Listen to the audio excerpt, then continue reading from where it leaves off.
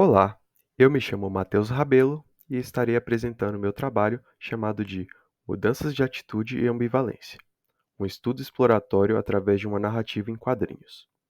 Esse trabalho foi orientado pelo professor Márcio Borges Moreira.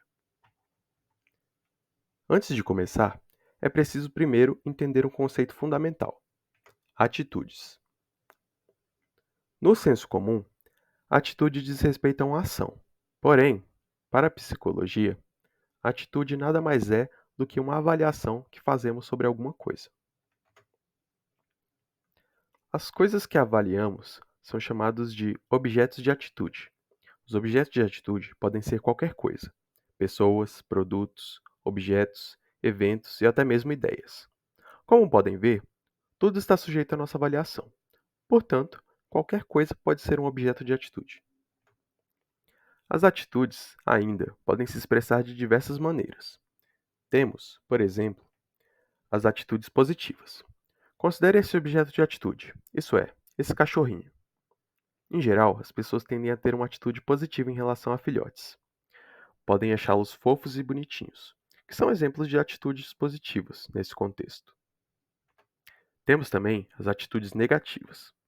Veja essa figura histórica, Adolf Hitler, considerado por muitos um dos grandes párias da humanidade. De modo geral, as pessoas têm atitudes negativas em relação ao Hitler. Algumas pessoas podem considerá-lo como sendo mau, cruel, feio ou asqueroso. Esses são exemplos de atitudes negativas. Temos ainda as atitudes neutras. Observe o estímulo abstrato à direita. Eu não o acho legal e nem chato. Não posso dizer que ele é inteligente ou burro. Tampouco posso dizer que ele é alegre ou triste. A princípio, esse objeto não teve uma relevância na minha história de vida.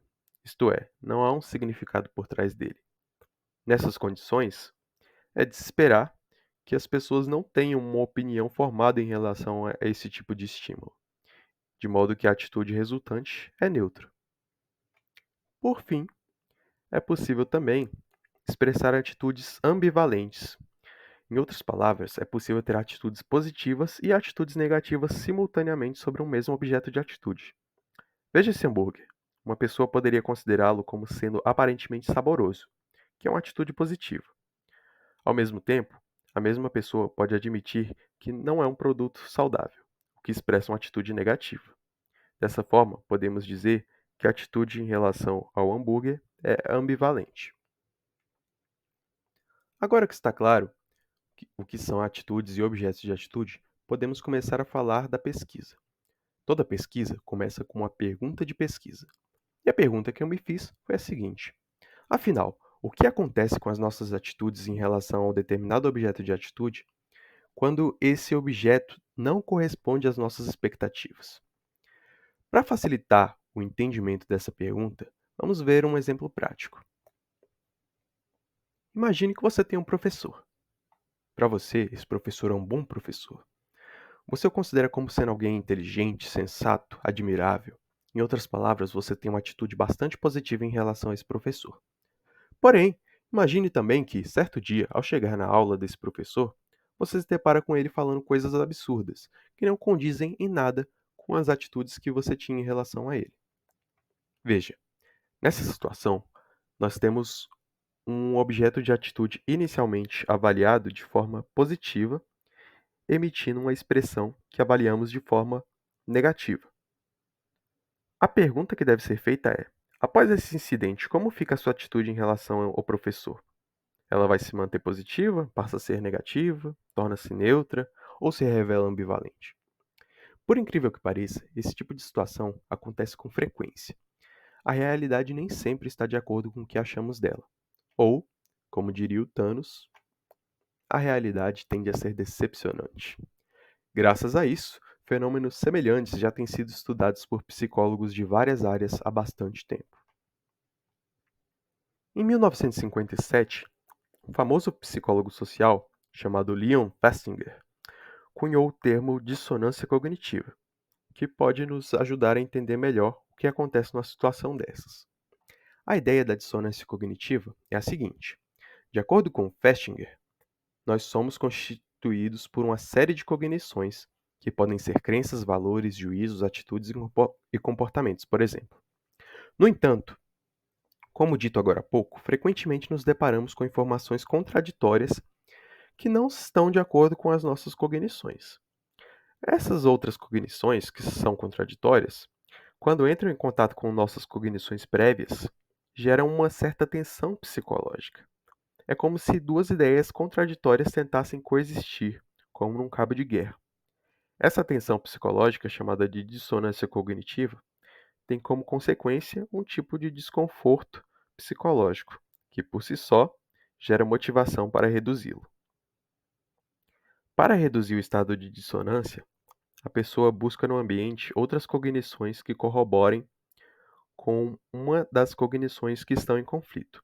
É como se estivessem colaborando com um dos lados no cabo de guerra, favorecendo uma das cognições em detrimento da outra, reduzindo assim a tensão psicológica e, consequentemente, reduzindo o desconforto por ela produzido. Por exemplo, uma pessoa que tem o hábito de fumar, quando confrontada com a informação de que fumar faz mal para a saúde, entra em um estado de dissonância cognitiva. Por esse estado ser desconfortável, ela vai tentar reduzir a tensão psicológica a fim de eliminar o desconforto experimentado. Para fazer isso, ela pode, por exemplo, recorrer a um viés cognitivo e buscar a informação de que o seu avô fumava quando era jovem e viveu uma vida muito longa, ignorando assim qualquer outra evidência que corrobore com o fato de que fumar é danoso à saúde. Ao fazer isso, ela pode continuar fumando sem se importar com a cognição contraditória. Mas como a análise do comportamento poderia explicar este fenômeno? Bem, sob uma perspectiva analítico-comportamental, podemos traduzir o fenômeno da dissonância cognitiva para um conflito de regras. A ideia é de que, quando nos deparamos com um determinado estímulo, que podemos chamar de estímulo A, tendemos a nos comportar de maneira X. No entanto, quando nos deparamos com outro estímulo B, contraditório ao estímulo A, tendemos a nos comportar de maneira Y, que da mesma forma se opõe à maneira X. Porém, se o estímulo B aparece acompanhado do estímulo A, então nós estamos falando de um pareamento entre estímulos contraditórios. O resto do processo segue de forma semelhante ao que ocorre na teoria do Festinger. Esse conflito de estímulos, que tende a promover respostas contraditórias, cria uma sensação de desconforto que, por si só, gera motivação para reduzi-la. Esse desconforto, embora seja um comportamento, tem também a dupla função de ser um estímulo aversivo, uma vez que ele vai promover um comportamento para evitá-lo. A partir daí, a pessoa buscará reforçadores que justifiquem a emissão de comportamentos X ou de comportamentos Y. E ainda é possível, como vimos com as atitudes ambivalentes, emitir alguns dos comportamentos X e alguns dos comportamentos Y simultaneamente. De qualquer forma, a emissão de qualquer um desses comportamentos nessa situação deve ser capaz de reduzir a sensação de desconforto psicológico, uma vez que encerra-se o conflito de regras. Mas a grande questão que fica é: que variáveis controlam a emissão dos comportamentos X, dos comportamentos Y ou dos comportamentos X e Y simultaneamente? Vamos voltar para o exemplo do professor. Como podem ver, nosso ilustre professor continua falando besteira. No entanto, agora nós temos uma visão privilegiada da situação.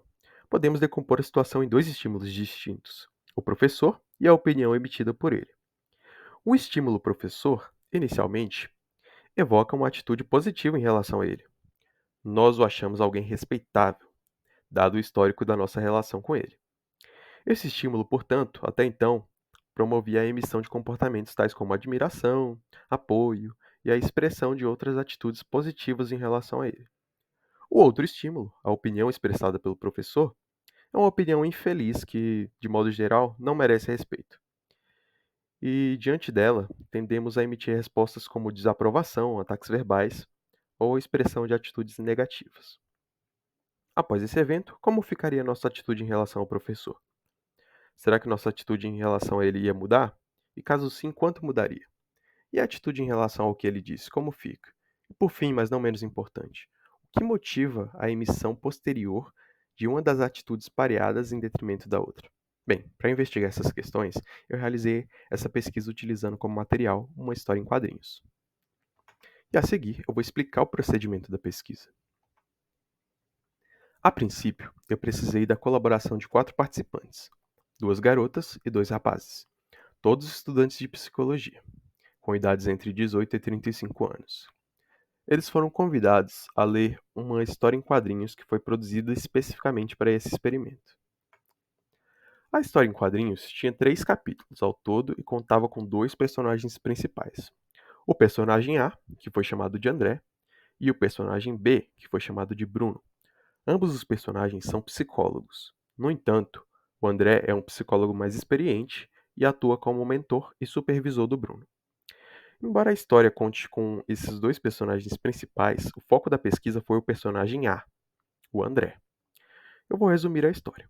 No início, o André é apresentado como sendo alguém admirável, responsável e sábio.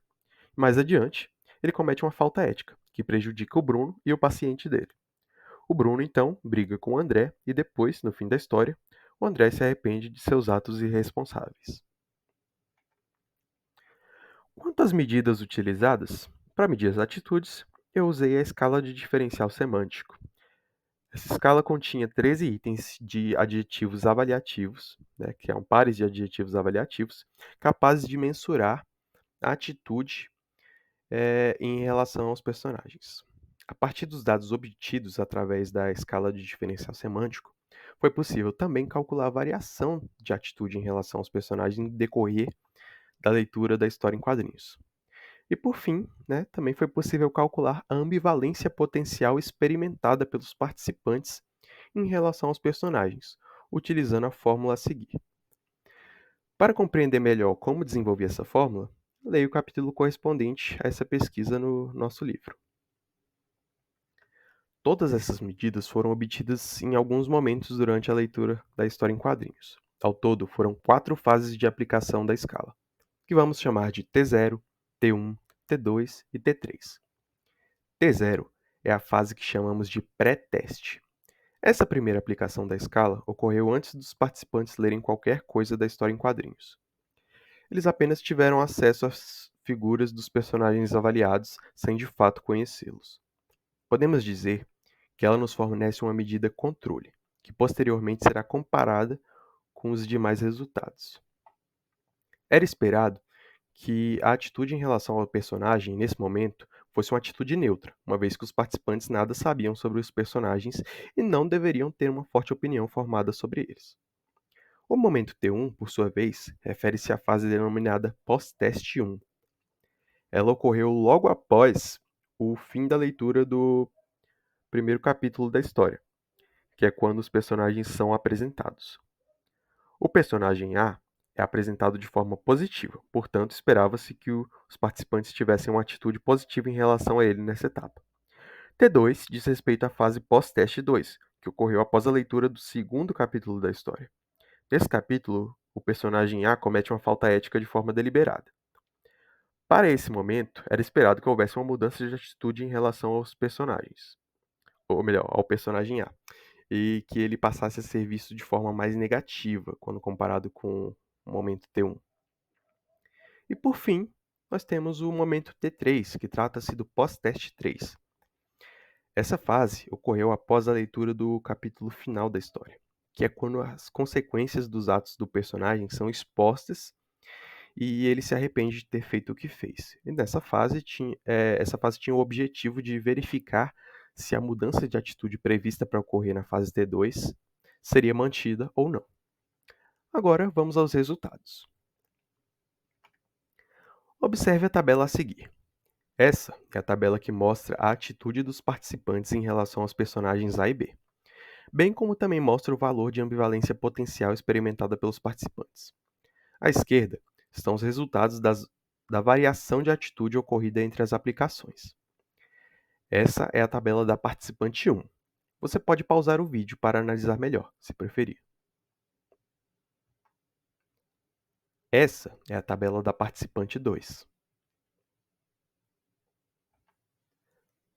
Agora vamos ver os gráficos com as médias dos resultados das participantes 1 e 2. Veja a linha em azul, que diz respeito às atitudes em relação ao personagem A.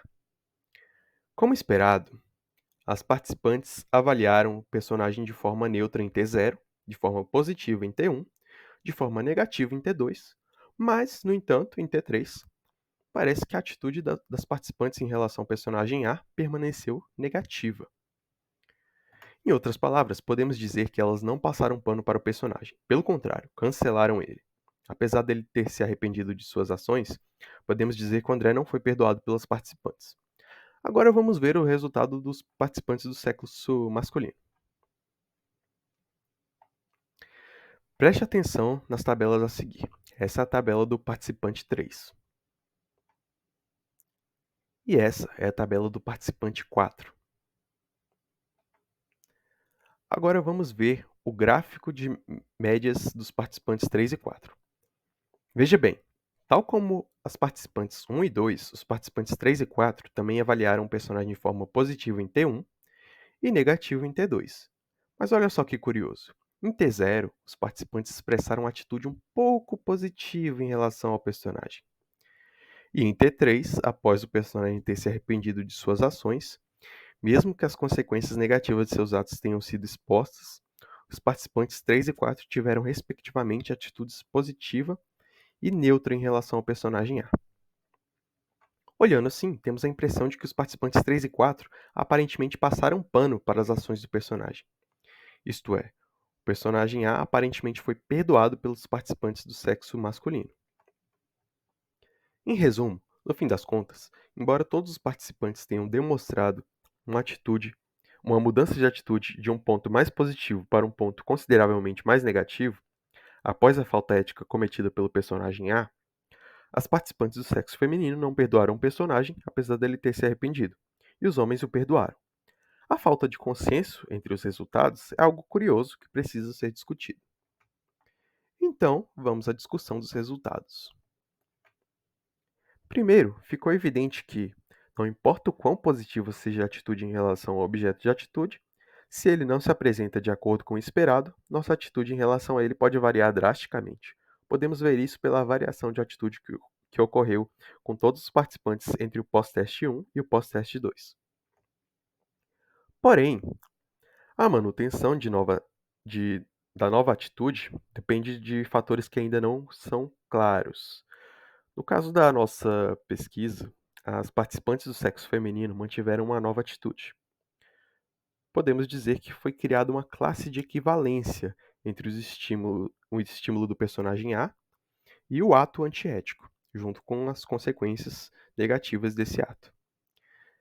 De modo que o personagem A passa a evocar uma atitude semelhante à do ato antiético, ou seja, uma atitude negativa.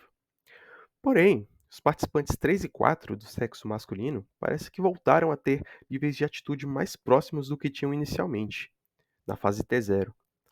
É importante notar que, mesmo antes de conhecer o personagem, os participantes já haviam avaliado, de forma levemente positiva, o personagem A em T0. Isso está de acordo com o que tem sido demonstrado nas pesquisas envolvendo o chamado paradigma de relações conflitantes. Essas pesquisas sugerem que, quando temos uma relação significativa com o estímulo que é anterior à formação de classe de equivalência, a formação dessas classes é dificultada. Nesse caso, a única variável mais evidente que diferencia os grupos e que poderia explicar essa relação pré-existente é o sexo dos participantes. É possível que os homens tenham uma predisposição a favorecer atitudes em relação a outros homens com base num viés de identificação reforçado por gênero. Isso explicaria eles terem uma atitude levemente positiva em relação ao personagem A antes mesmo de conhecê-lo, bem como também influenciaria as atitudes posteriores à transgressão social. Podemos dizer que essa pesquisa nos deixa com mais dúvidas do que soluções. Mas isso não é algo ruim, pois é o que motiva o progresso científico. E pensando no futuro, uma outra pesquisa poderia, por exemplo, usar uma mulher como objeto de atitude ao invés de um homem, e ver se os resultados se replicam. Outras variáveis também podem estar controlando esses comportamentos. Talvez a adição de informações sociodemográficas e informações sobre a personalidade dos participantes pode nos ajudar a esclarecer isso. Também seria interessante averiguar se houve uma mudança de percepção em relação ao outro estímulo que não foi analisado, no caso, a própria transgressão social e suas consequências. Há uma possibilidade de que os participantes tenham amenizado as consequências do ato antiético para tornar mais fácil o ato de perdoar o personagem A. Enfim, encerramos por aqui. Espero que tenham gostado. Caso tenha alguma dúvida, sugiro que leiam o nosso capítulo no livro, que trata dessa pesquisa de forma mais detalhada. Ou podem entrar em contato comigo pelos endereços na tela. Muito obrigado pela atenção e fim.